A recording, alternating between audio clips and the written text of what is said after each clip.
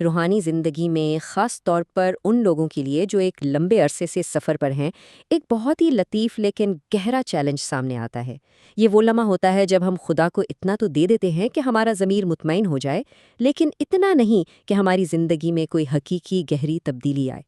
تو یہاں ایک بہت بنیادی سوال پیدا ہوتا ہے، اور سچ پوچھیں تو یہ سوال ہم سب کو کبھی نہ کبھی پریشان کرتا ہے کہ کہیں ایسا تو نہیں کہ ہماری تمام کوششوں کا مقصد صرف اپنے ضمیر کی خلش کو کم کرنا ہو، نہ کہ ان گہری پرانی عادتوں کو جڑ سے اکھاڑنا جن سے ہم خود بھی تنگ آ چکے ہیں۔ چلیں اس بات کو تھوڑا گہرائی میں سمجھتے ہیں۔ یہاں دو بالکل الگ الگ چیزوں کا فرق سمجھنا بہت ضروری ہے۔ ایک ہے وقتی طور پر اچھا محسوس کرنا، اور دوسرا ہے مستقل طور پر ایک بہتر انسان میں تبدیل ہونا۔ یہ ہم سب کی فطرت ہے نا، کہ ہم تسلی اور سکون کے لیے خدا کے قریب تو رہنا چاہتے ہیں، لیکن بس ایک محفوظ فاصلے پر۔ اتنا قریب نہیں جانا چاہتے کہ ہماری ساری کمزوریاں، ہماری ساری خامیاں اس کے سامنے کھل کر آ جائیں۔ اب یہ سلائیڈ اس فرق کو بہت اچھے سے سمجھا رہی ہے۔ دیکھیں، ایک طرف ہے سکون جو بس وقتی طور پر ضمیر کو سلا دیتا ہے، یہ وہ احساس ہے کہ چلو کچھ تو کیا، لیکن دوسری طرف ہے تبدیلی جو ہماری پرانی اور مضبوط عادتوں سے سیدھا ٹکراتی ہے، اور اس کے لیے دل کی گہرائی سے ہاں کہنے کی ضرورت ہوتی ہے، اور یہی وہ چیز ہے جو ہمیں وقت کے ساتھ ساتھ ایک بالکل مختلف انسان بنا دیتی ہے۔ اس کی ایک بہترین مثال ہمیں ساؤل کی کہانی میں ملتی ہے۔ اس نے بڑی بڑی قربانیاں پیش کیں، لیکن خدا نے جو ایک خاص حکم دیا تھا اس نے اسی کو نظر انداز کر دیا۔ اس سے ہمیں یہ سمجھ آتا ہے کہ خدا ہماری بڑی بڑی پیشکشوں کو نہیں دیکھ رہا ہوتا، بلکہ وہ ہماری زندگی کے اس حصے کو دیکھ رہا ہوتا ہے جہاں ہم اس کی بات ماننے سے کترا رہے ہوتے ہیں۔ اچھا، تو سوال یہ پیدا ہوتا ہے کہ یہ جو اندر کی جنگ ہے، یہ نظر کہاں آتی ہے؟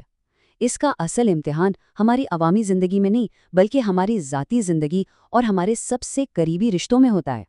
ہمارے جو قریبی رشتے ہیں نا، خاص طور پر شادی شدہ زندگی، وہ بالکل ایک آئینے کی طرح کام کرتے ہیں۔ وہ صاف صاف بتا دیتے ہیں کہ ہمارا ایمان، ہمارے غصے، ہماری انا اور ہمارے روزمرہ کے رویوں پر واقعی اثر کر رہا ہے یا نہیں، کیونکہ وہاں دکھاوا نہیں چلتا۔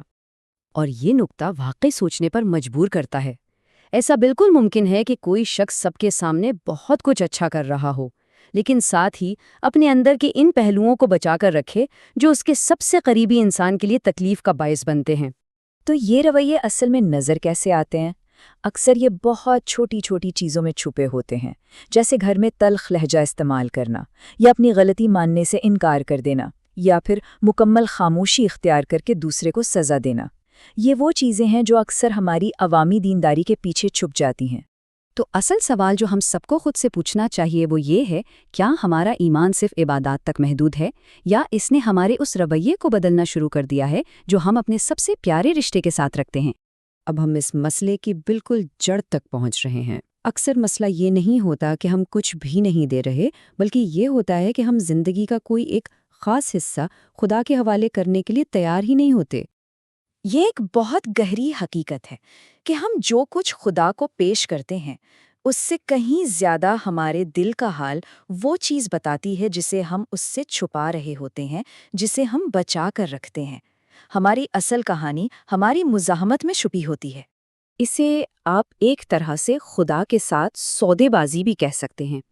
ہم اسے اپنی زندگی کے کچھ حصے تو دے دیتے ہیں تاکہ وہ اس مرکزی حصے سے دور رہے جس پر ہم خود قابض رہنا چاہتے ہیں۔ یعنی ہماری عبادت اور نیک کام سپردگی نہیں، بلکہ ہماری اپنی انا کے لیے ایک ڈھال بن جاتے ہیں۔ تو وہ کون سی چیزیں ہیں جن کی ہم اتنی حفاظت کرتے ہیں؟ ہو سکتا ہے یہ ہر حال میں کنٹرول رکھنے کی خواہش ہو، کوئی پرانی رنجش جسے ہم معاف نہیں کرنا چاہتے، یا اپنی وہ عزت اور امیج جسے ہم نے بڑی محنت سے بنایا ہے۔ یہ وہ حدیں ہیں جو ہم خدا کے لیے مقرر کر دیتے ہیں۔ اور ہوتا یہ ہے کہ جب تک زندگی کا وہ ایک حصہ حوالے نہیں کیا جاتا، ہماری روحانی ترقی جیسے رک سی جاتی ہے۔ ایمان کی زندگی بس ایک ہی دائرے میں گھومتی رہتی ہے، اور ہمیں سمجھ نہیں آتا کہ ہم آگے کیوں نہیں بڑھ پا رہے۔ اور دیکھیں، یہ جو اندر کی کشمکش ہے نا، اس کا اثر صرف ہماری ذات تک نہیں رہتا، یہ دوسروں پر ہماری گواہی کو بھی بہت بری طرح متاثر کرتا ہے۔ لوگ بھلے ہی زبان سے کچھ نہ کہیں، لیکن وہ ہمارے قول و فعل میں جو فرق ہوتا ہے نا، اسے محسوس کر لیتے ہیں، اور جب ہماری زندگی ہمارے دعووں کی تصدیق نہیں کرتی تو ہمارے ایمان کی ساخ خاموشی سے ختم ہونے لگتی ہے۔ یہاں دو طرح کی زندگیوں کا بڑا زبردست موازنہ کیا گیا ہے۔ ایک طرف وہ زندگی ہے جو صرف اپنی ظاہری شکل و صورت کو بچانے میں لگی رہتی ہے، اور دوسری طرف وہ زندگی جو حقیقت اور ایمانداری پر قائم ہے، جو اپنی غلطی پر جلدی توبہ کرتی ہے، اپنی انا کی حفاظت کم کرتی ہے، اور جس کی وجہ سے دوسروں کے لیے خدا کی اچھائی کو دیکھنا آسان ہو جاتا ہے۔ تو پھر اس کیفیت سے نکلنے کا راستہ کیا ہے؟ حل ہے مکمل سپردگی میں، اور سچ پوچھیں تو حقیقی آزادی بھی اسی میں ہے۔ یہ سمجھنا بہت بہت ضروری ہے کہ خدا کو ہم سے کوئی لین دین نہیں کرنا۔ اسے ہماری چھوٹی موٹی پیشکشوں کی ضرورت نہیں ہے جو ہمیں بغیر بدلے صرف ایک صاف ضمیر کے ساتھ جینے میں مدد دیں۔ تو جب ہم واقعی خود کو سپرد کرتے ہیں تو ہوتا کیا ہے؟ جہاں پہلے ہر وقت خود کو بچانے کی فکر لگی رہتی تھی، وہاں ایک سکون آ جاتا ہے۔ جہاں دکھاوا تھا وہاں سچائی آ جاتی ہے، اور اس کے نتیجے میں ایک ایسی مضبوطی اور آزادی ملتی ہے جو پہلے کبھی محسوس نہیں ہوئی ہوتی۔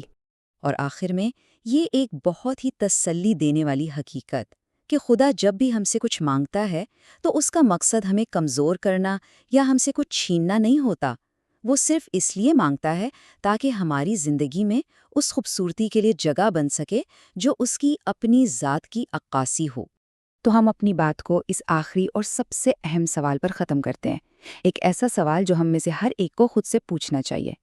وہ کیا چیز ہے جسے آج بھی مضبوطی سے تھام رکھا ہے، جو حقیقی تبدیلی کی راہ میں سب سے بڑی رکاوٹ بنی ہوئی ہے؟